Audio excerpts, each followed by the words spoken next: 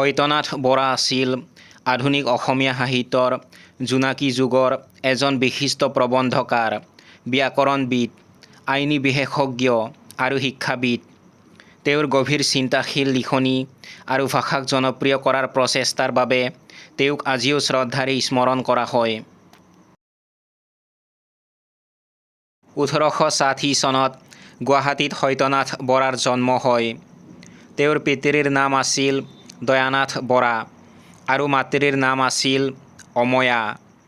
অতি কম বয়সতে তেওঁ পিতৃ-মাতৃক হেৰুৱাইছিল, যাৰ বাবে তেওঁ আইতাক সূৰ্য বৰবৰানীৰ তত্ত্বাৱধানত ডাঙৰ দীঘল হৈছিল। প্ৰাৰম্ভিক শিক্ষা গুৱাহাটীতে গ্ৰহণ কৰে। 1881 চনত দ্বিতীয় বিভাগত এণ্ট্ৰেন্স পৰীক্ষাত উত্তীৰ্ণ হৈ উচ্চ শিক্ষাৰ বাবে কলিকতালৈ যায়। কলিকতাৰ চিটি কলেজৰ পৰা FA উত্তীৰ্ণ হয়। 1886 চনত BA আৰু 1889 চনত আইন পৰীক্ষাত উত্তীৰ্ণ হয়। সত্যনাথ বৰা পেছাত এজন সফল উকীল আছিল। ইয়াৰ উপৰিও তেওঁ কিছুকাল ফাৰিদপুৰৰ হিন্দু একাডেমীত হেডমাষ্টাৰ হিচাপে কাম কৰিছিল। 1919 চনত তেওঁ অসম সাহিত্য সভাৰ প্ৰধান সম্পাদক নিৰ্বাচিত হৈছিল। তেওঁ জোনাকী আলোচনীখন গুৱাহাটীৰ পৰা পুনৰ প্ৰকাশ কৰাত অগ্ৰণী ভূমিকা লৈছিল।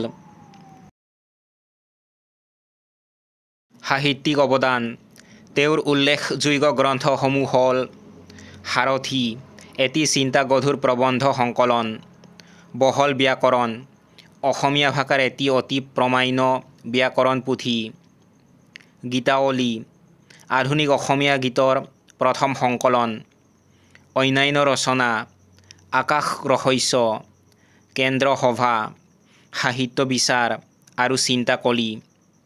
তেওঁক প্ৰায়ে এজন অসমীয়া ছদ্মনামেৰে জনা গৈছিল। তেওঁৰ লিখনিৰ শৈলীক পাশ্চাত্যৰ দাৰ্শনিক বেকনৰ সৈতে তুলনা কৰা হয়। 1925 চনৰ 13 ডিচেম্বৰত এইগৰাকী মহান সাহিত্যিকৰ মৃত্যু হয়।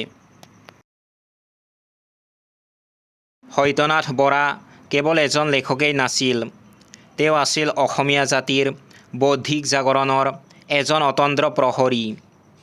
তেওঁৰ হাতৰ কলমৰ পৰা নিগৰি অহা সাৰথি আজিও অসমীয়া সমাজৰ বাবে জীৱন যুদ্ধৰ আচল সাৰথি হৈ আছে।